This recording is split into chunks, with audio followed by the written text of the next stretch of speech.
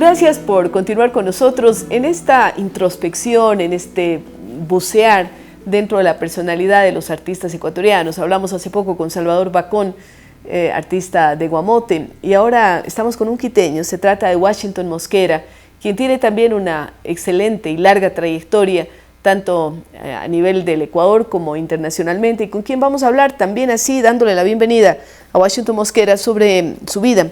¿Cómo empieza? ¿Es de los niños que jugaba con pinceles en lugar de otras cosas? ¿O su vinculación con el arte es posterior? Bienvenido. Gracias, Rosalía. Bueno, a mí en mi infancia me sucede algo miedoso, maravillosamente miedoso en la infancia. Yo me crié sin mis padres y eso pues acarreaba muchas cosas. Marca, claro. Porque viví en un hogar maravilloso con mis abuelos, pero sí había pobreza. Entonces había que empezar a trabajar desde niño. A buscarse la vida. A buscarme la vida. Y yo llegué a un sitio, aparte de algunos trabajos que hice, pero yo tenía unos 8 años y fui al cementerio a vender agüita para los floreros. Y para mí ese fue el espacio más maravilloso que mágico, he podido pisar desde niño. Y hasta ahora, cuando tengo la oportunidad de salir, lo que hago es recorrer los cementerios, porque me parecen los lugares más preciosos. ¿Y usted encuentra allí inspiración para su obra? Bueno, esta es la inspiración, habría que hablarlo luego porque tengo otros conceptos. Otros conceptos, ¿ya? Pero lo que entiendo es que ahí estuve rodeado ingenuamente y sin saberlo dentro de una pequeña historia del arte dentro de una ciudad, por las criptas y todo eso, que eran barrocas, salomónicas, neoclásicas. O sea, clásicas. De mirar eso y ahora una escuela de arte para usted. Sí, o sea, pero sin saberlo, ¿no? Claro, porque así se aprende, pero ¿no? en el mismo tiempo ocurre otro acontecimiento que es igual, no entiendo por qué fui a una corrida de toros, eran los años, claro, los 60s, sí, exactamente, tenía 8 años, 7, 8 años, y vi ese espectáculo, recuerdo, le vi al cordobés, y esa magia, esa atmósfera, ese vestuario, la tragedia, todo ese tipo de cosas me impactaron, me llegaron. Entonces, bueno, a partir de eso yo me pongo a dibujar, viendo en los periódicos los toreros. Empieza a dibujar toreros, eso es lo primero. Sí, dibujo hasta que yo tengo 12 años y decido ser pintor. Entonces, bueno... Vocación muy temprana. Sí, o sea, fue una decisión irme contra todo, porque además romper con esos conceptos de familia que decían que iba a convertirme en un borracho. Y que iba a morir de hambre. Sí, todas esas cosas, ¿no? Y bueno, estudia arte. Con eso estudio arte. Conozco primeramente a grupos de jóvenes, artistas en esa época. Recuerdo los 4 mosqueteros, estaban jovencitos. Yo era un niño, yo tenía 15 años. Entonces me sugieren entrar a la escuela de artes, entro a la escuela de artes, pero ahí es cuando en los talleres, porque empiezo a formar parte de los talleres de ellos, me empiezan a llamar el discípulo y yo lo utilizo como una manera de identificarme porque yo no buscaba fama ni fortuna y además no tenía identidad de qué es ser pintor o qué es ser artista. Allí no era Washington Mosquera, sino era el discípulo, así firmaba sus cuadros. Sí, los firmé hasta el año 80, que mucho tiempo. Fue Guayasamín el que me sugirió, porque llegué a ser discípulo de Guayasamín, y él me sugirió que firmara con mi nombre, porque me dijo, tu trabajo es muy fuerte y un buen día tú vas a ser adulto y no se va a compadecer la obra que tú tienes. Con lo que estás firmando. Y desde ahí empieza el peregrinaje. Como Washington Mosquera. Desde el año 80, así es. Toda una vida dedicada al arte. Todo el tiempo. ¿Qué es lo que más le marca a usted ya en su conocimiento de los artistas? Nos acaba de mencionar, discípulo de Guayasamín. ¿Qué otros grandes pintores marcan una huella en su trayectoria? Entiendo que los 4 mosqueteros son muy importantes y también yo diría que, claro, un tanto tímido por mi personalidad, pero siempre reconocí la valía del maestro Eduardo Kickman, de Tábara. ¿No? Entonces, artistas muy fuertes que han consolidado. ¿Por qué también no mencionar el nombre de un gran maestro, sobre todo su tecnicismo, que era el que a mí me impactaba, del chileno Carlos Catase, que ya es fallecido? Y bueno, en general, digamos, yo siempre me he dejado llevar por pintores de excelente técnica, ¿no? porque lo que he buscado siempre es una técnica. Es como el escritor, si no conoce las reglas de la literatura, en la ortografía no puede hacerlo. Igual entiendo que pasa con el arte plástico, ¿no? Hay que conocerlo las para técnicas. poderlo decir, ¿no? Y eso le da la universidad y le dan estos grandes maestros. No, más bien la universidad no da. ¿No? La universidad da muy poco, más bien. O sea, hablo de mí, de ¿no? su de la caso. escuela, de la escuela de artes, porque sí es cierto, tuve profesores importantes como Leonardo Tejada, Pilar Bustos, Nilo Yepes también, un profesor que sobre todo un excelente maestro de la anatomía artística. Pero en definitiva, digamos, no es completo porque estos profesores, los profesores son solo profesores. Y yo más bien pienso que el pintor que está en el taller haciendo una investigación a diario, entonces él es quien vive, quien claro, entrega ese conocimiento. Entonces es por eso que yo no hice la Facultad de Artes, porque sucedía eso en ese tiempo con la Facultad de Artes. Habían profesores muy jovencitos o profesores muy viejos que solo fueron profesores y no investigaron nunca en el taller. Entonces aquí tal vez viene esto de la inspiración que usted me decía. que mencionaba, ¿sí? Yo no creo en la inspiración. En la transpiración, entonces. Yo creo en la investigación, porque la inspiración es pequeñita, es demasiado mínima. Pero Tal le vez puede dar grande, los motivos sí, para pintar, ¿eh? Pero esperar hasta que llegue eso es muy largo. Entonces yo prefiero la investigación. La investigación. Me lleva a cuando otra usted cosa, decide ¿no? temáticas, materiales, series, tiene un trabajo fuerte previo. Siempre está dado. Muchas veces, muy rara vez hago un planteamiento en el que digo voy a irme por esta temática. Más bien como que se va haciendo cosas y luego de un tiempo que digo 5 o 6 meses hay un trabajo, entonces recién se empieza a ordenar, a marcar, entonces digo, a ver, voy a trabajar dentro de este pseudo proyecto, ¿no? Y ahí marco tal vez el nombre o la línea por la que quiero seguir. La primera exposición que hace usted. Dibujo, solo dibujo, porque yo hago dibujo hasta los años 80. Inicio muy temprano mi primera exposición, como le había dicho, a los 12 años decidí hacerlo, pero en el año 74 realizo mi primera exposición con el seudónimo del discípulo, y desde ahí hago solo dibujo prácticamente hasta los años 85.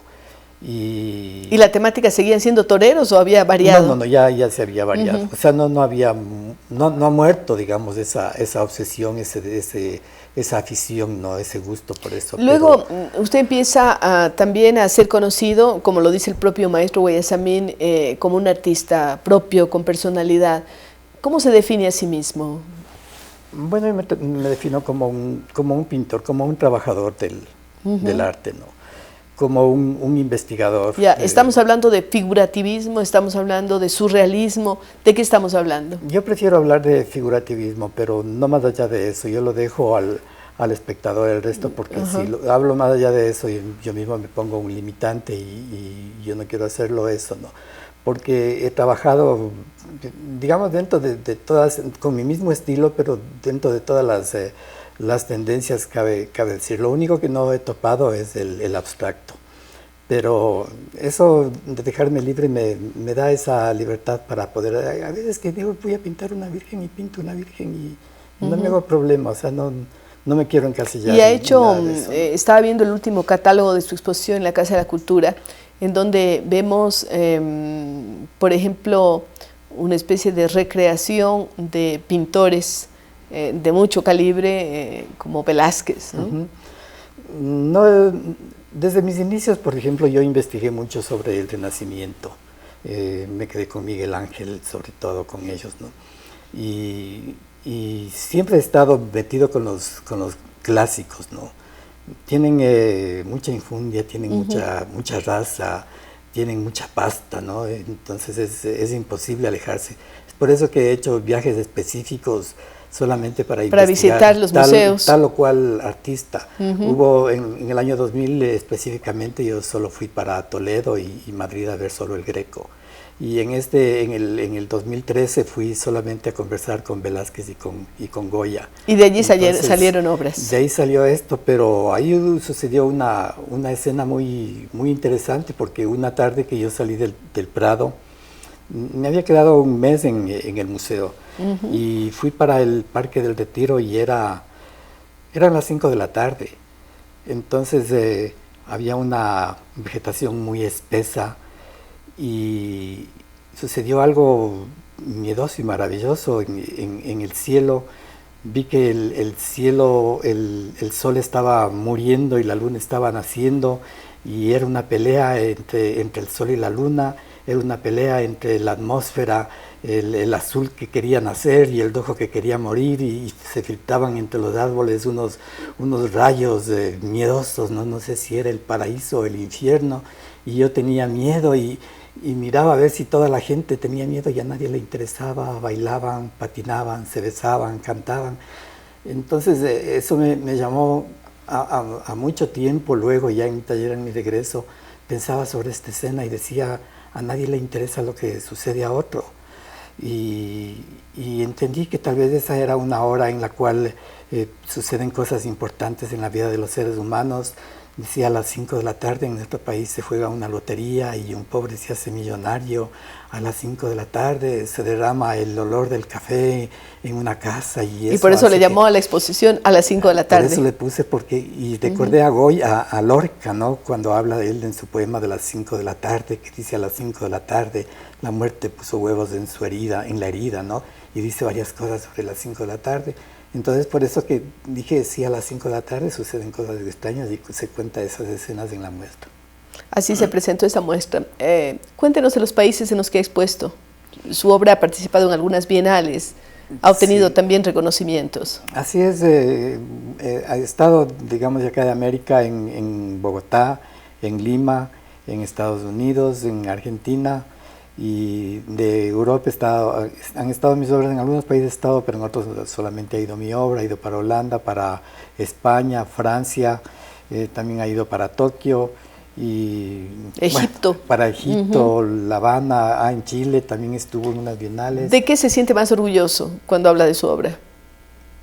Bueno, yo me siento orgulloso de mis hijos, ¿no? Que son mis obras, y mis hijos físicos también, que ellos ayudan a este trabajo.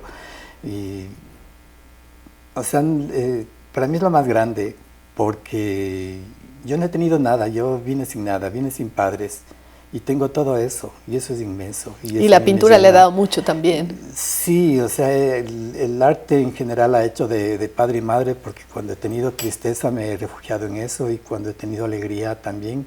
Y es por eso que tengo un nexo muy íntimo con mi trabajo, ¿no?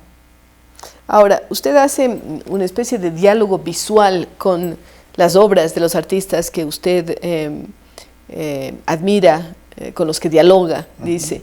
Y entonces construye obras en homenaje, como interpretación, o ¿cómo les llamaría usted? Por ejemplo, en este catálogo vemos Las Meninas, ¿no? Sí. de Velázquez, y vemos otras obras también en donde hay evidentemente pues esa influencia. Sí, ¿no? Yo pienso que son las dos cosas, ¿no? Es un homenaje, parte de una admiración primeramente, y si hay una admiración, lógicamente es un homenaje a eso, aunque lleva un título, ¿no? De Velázquez sobre todo he hecho muchas interpretaciones, de Renoir, también he hecho de algunos pintores holandeses, ¿no? O sea, es mínimo de los artistas que he hecho interpretaciones, ¿no? Y que admira usted muchísimo. Sí, que los admiro. ¿Por qué coloca a veces peces en las manos de sus, siempre de sus personajes? Casi siempre están los peces ahí. Es un homenaje a la vida, porque la historia de la vida siempre ha estado marcada por varias epopeyas, o por varios abandonos de espacio, por las guerras o por muchas situaciones, y lo único que ha mantenido a la humanidad han sido los peces. Entonces es como un homenaje a los peces. Porque nace la vida en el mar también, ¿no? Nace la vida en el mar, por eso nunca mis peces nunca están muertos, siempre están Son vivos, están están saltando. Bodegón, están ahí, están ahí, sí, es un homenaje a la vida. ¿Qué otros temas tiene usted así recurrentes? Yo pienso que el tema del ser humano es, más que lo del ser humano, lo que vive y lo que le rodea al ser humano es inmenso, ¿no? Porque al final el ser humano termina, pero las cosas siguen, ¿no? Hay casas que están miles de años ahí. Así es, y a veces la gente no se acuerda ni quién vivió allí, ¿no? Entonces esa atmósfera, ¿no? Esa atmósfera que tienen las ciudades, que tienen, así como tienen una atmósfera, una casa que está en una ciudad, también tiene una atmósfera espectacular, íntima en su interior. Entonces trato de encontrar esa cosa, por eso es que mucho percibo esta cosa vieja, esa atmósfera vieja, porque me cuentan cosas, descubro cosas, ¿no? ¿Usted experimenta con algunos materiales también? Siempre estoy experimentando. Sí. Porque ¿Cuáles son estos materiales? Yo trabajo con el óleo, me gusta mucho. Trabajo a veces la acuarela, topo todo material, pero el que me impacta más es el óleo. El material es como un monstruo, ¿no? A veces yo me siento una especie de San Jorge y el dragón cuando estoy, porque aparte de la lucha que uno debe tener con la tela, en la parte de la creación, en lograr eso, también es otra lucha con el material.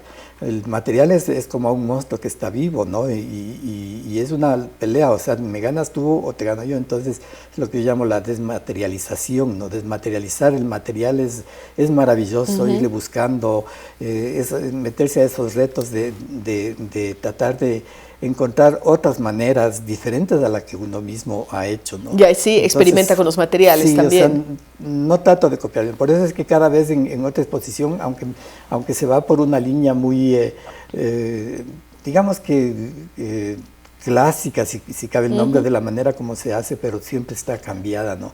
Siempre estoy buscando dentro de mi alquimia un poco más de aceite, un poco más de trementina, menos barniz, claro, y todas esas cosas. Entonces, para obtener los resultados que quiere. Buscar una nueva fórmula mágica. Entonces no quiero que esta exposición salga parecida a la anterior. Ahora estoy en búsqueda de otra cosa para ver cómo enfrento el próximo reto que tengo, ¿no? ¿Y qué piensa usted de la pintura ecuatoriana actual? Bueno, yo pienso que los artistas de mi generación, que ahora ya somos los que estamos en el umbral, digamos, ¿no? Ha sido una camada, así se abren los toros, ¿no? Dicen una camada de toreros, ¿no? Una camada de artistas muy fuertes, ¿no? Excelentes, y haber luchado con ellos verdaderamente es enorgullece, ¿no? En cuanto a los jóvenes, sí tengo un ¿hay poco esperanzas? de tristeza. ¿Por qué? Porque se han cambiado los conceptos del arte, ¿no? Muchos se han manipulado sobre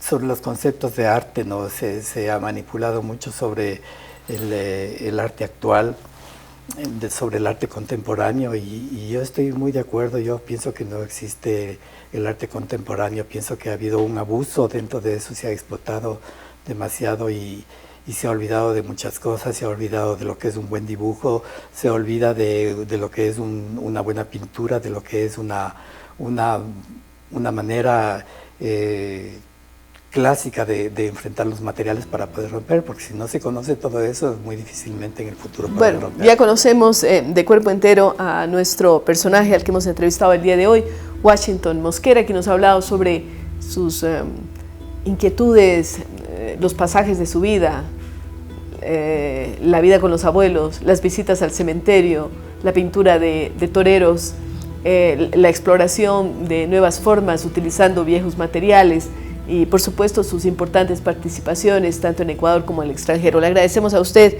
maestro Washington Mosquera, y vamos a ver algo de su obra.